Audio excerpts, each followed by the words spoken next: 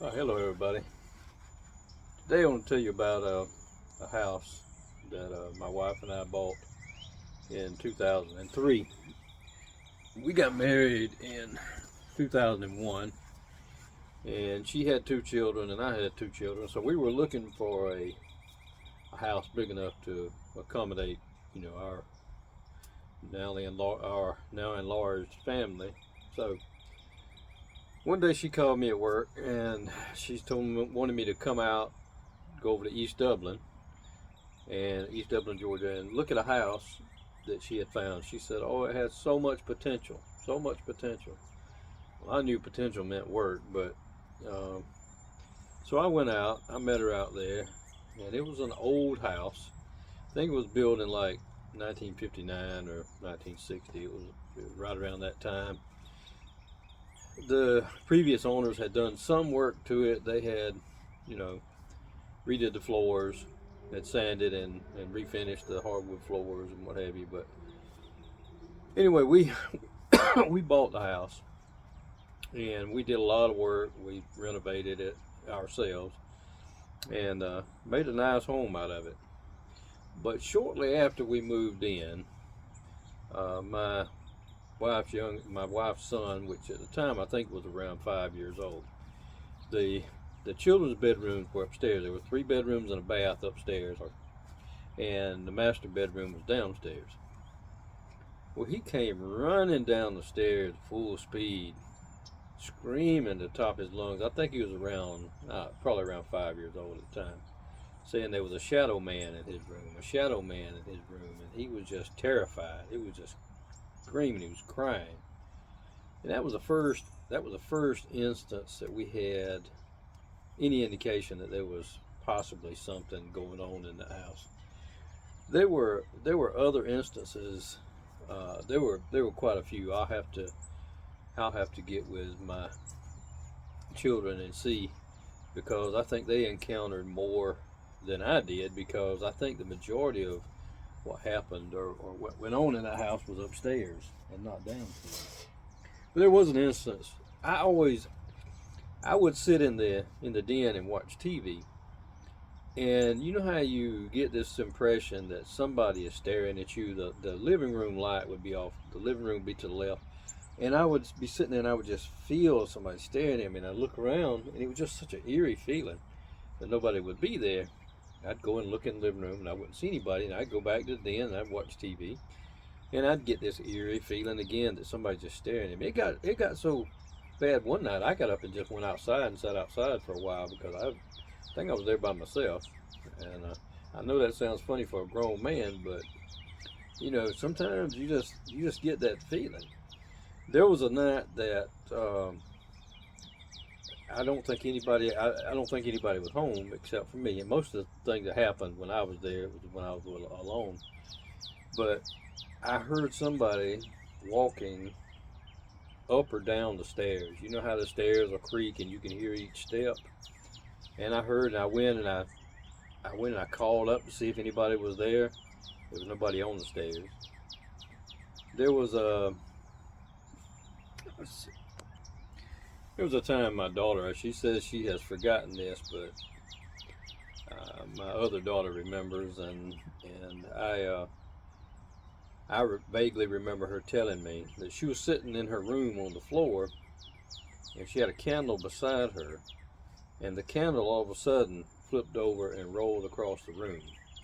Because I remember her coming down and telling me that and being very frightened. She says she's put that out, probably put it out of her mind. But there was another time my other daughter and my stepdaughter and my stepson were home, and I think my wife and I were out of town, and they were there by themselves, and she said that her brother was on the floor asleep, and she was watching TV, and she heard like somebody walking or sliding their feet down the hall. She said it sounded just like somebody was going down the hall, just sliding their feet, sliding their feet. And all this leads up to, we still own this house, and my stepson and his girlfriend have lived there. He has lived there basically his whole life until he just recently moved out. They moved out. So my wife and I went over there the other day just to see what all we need to do, in the house, what cleaning we need to do, what we need to repair, and what have you. And she's outside, and I'm in the house looking around, and I go upstairs, and I look in the bedrooms, and I look in the bedroom. You go upstairs to the right. I'm looking in there, and all of a sudden, there's a door at the top of the stairs. The door to the stairs slammed. I mean, slammed shut. And when that happened, the hair on my arm stood straight up. I got the worst feeling, and all I could think is, oh my goodness, if I'm gonna turn around and something be there, and I can't get out this door, and I'm stuck up here. So I went and I opened the door, and I said, well, let me just see if I can make this door slam.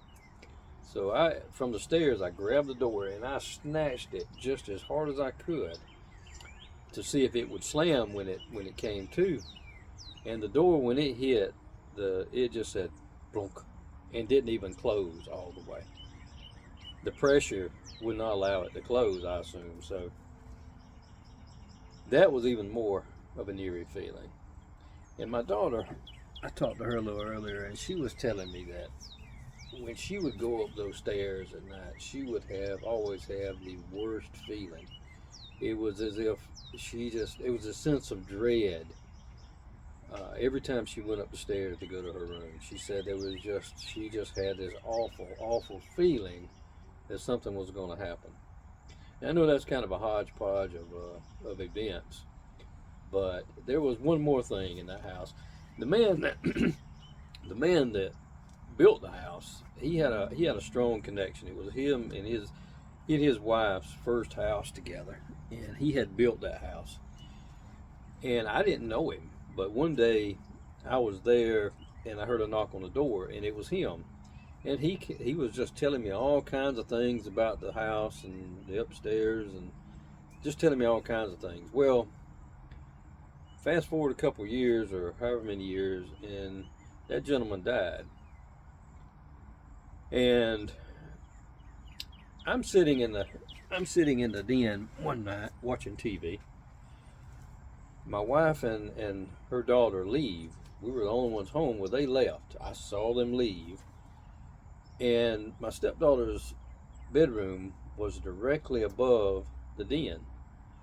And I hear what sounds like somebody dropped a weight on the floor. I mean, it just boom, just the loudest sound. And so I called my wife and I said, hey, honey, did Ashley go with you? And I knew she did because I saw her in the car. She said, yeah, why? And I said, because I just heard the loudest bump up in her room. And she told me, well, I'll talk to you when I get home. And that gave me a funny feeling, because that wasn't like my wife to say something like that. So I was creeped out. I went and let the tailgate of my truck down and went and sat on my tailgate until she got home. And she told me that ever since the gentleman that built that house, I won't mention his name, but ever since he passed, she had been hearing like glasses clinking. It was making a ding sound. So I had not heard that. And so I mentioned it to a friend of mine. We were just having a conversation. I mentioned it to him. Well, in turn, he mentioned it to a friend of his that knew this gentleman very well. They went to church together, and he asked him, he said, did Mr. So-and-so, did he drink wine? And the guy that went to church with him said, oh my goodness, he was forever wanting to make a toast, wanting to toast something all the time. And my wife had been hearing like wine glasses clinking. And after that, I heard it like 2 or 3 times. It'd be in the kitchen. It was like you'd hear it just sound just like when you just take 2 glasses and go, ding. That lasted about 2 weeks. And after about 2 weeks, we never heard that again.